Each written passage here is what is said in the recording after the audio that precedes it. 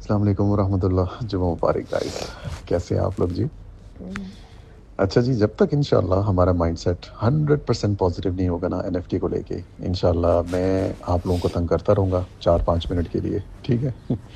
और अभी जो मेन कंसर्न है मैं उसी पर आता हूँ सीधा।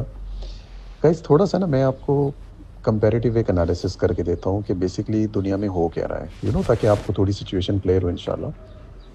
देखिए, मैंने आपको लास्ट ऑडियो में बताया था कि यहाँ की जो लोकल एक्सचेंजेज़ हैं ना यूएई की, जो क्रिप्टो एक्सचेंजेज़ हैं, वो 1 हफ्ते से 10 दिन में विथड्रॉ देती हैं, ठीक है?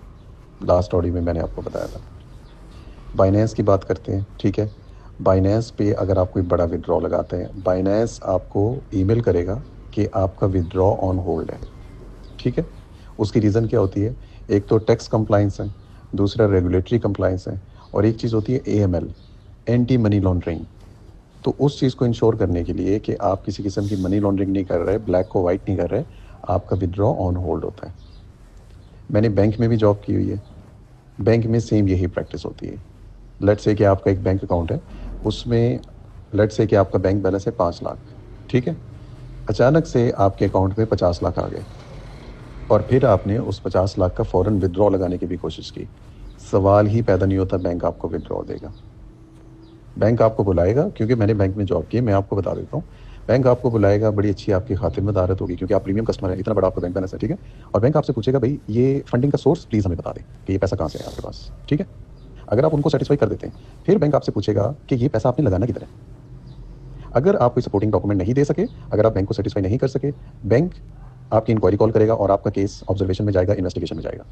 एफबीआर आप लोग जानते होंगे, फेडरल बोर्ड ऑफ रेवेन्यू जो पाकिस्तान का इदारा है, वो इसमें इन्वॉल्व हो जाएगा और एफआईए भी इन्वॉल्व हो जाएगी, अगर आप कोई सपोर्टिंग डॉक्यूमेंट्स ना दे सके और अल्टीमेटली आप जेल में भी जा सकते हैं। पैसा भी आपका है, विथड्रॉ भी नहीं मिला और आप जेल में भी चले गए, यहाँ तक भी हो सकता है। तो क्या आप बैंक्स को स्कैम बोलेंगे? सोचने की बात है ना, मतलब यहाँ पर अगर हमें विथड्रॉ नहीं मिल रहा, हम परेशान है कि यार ये क्या हो गया, वो क्या हो गया, और मतलब कोई अपनी गलती नहीं देख रहा ना अनफॉर्चुनेटली। लेवल 1 पे जब आप 10,000 का विथड्रॉ लगाएंगे तो यार ज़ाहिर इंक्वायरी कॉल होगी। और यही रीज़न है गाइस, मतलब जिस वजह से आपको छोटे-छोटे विथड्रॉल्स नज़र आ रहे हैं ना, बड़े विथड्रॉल्स नज़र नहीं आ रहे, कि ऑडिट डिपार्टमेंट ने उस चीज़ को ऑन होल्ड कर दिया। ये मैं आपको बिल्कुल नॉर्मल प्रैक्टिस बता रहा हूँ। ये सिर्फ ट्रेजर एनएफटी में नहीं है, ये हर जगह ऐसे ही होता है। उस चीज़ का ऑडिट होता है, उस चीज़ की वेरिफिकेशन होती है और उसके लिए टाइम मांगा जाता है, ठीक है? और आपको पता है ट्रेजर एनएफटी की सबसे बड़ी जो कम्युनिटीज़ हैं वो पाकिस्तान और इंडिया में है। तो आप देखिए सिर्फ पाकिस्तान और इंडिया में ही ये इश्यूज़ बने हैं और कहीं इश्यू नहीं है। मैं यूएई में बैठा हूँ, आज मेरा 4,000 का विथड्रॉ है। आप अगर बोलेंगे मैं आपसे सबूत भी शेयर कर सकता हूँ, लेकिन अगर आप पाकिस्तान इंडिया में हैं तो आपका नहीं आएगा।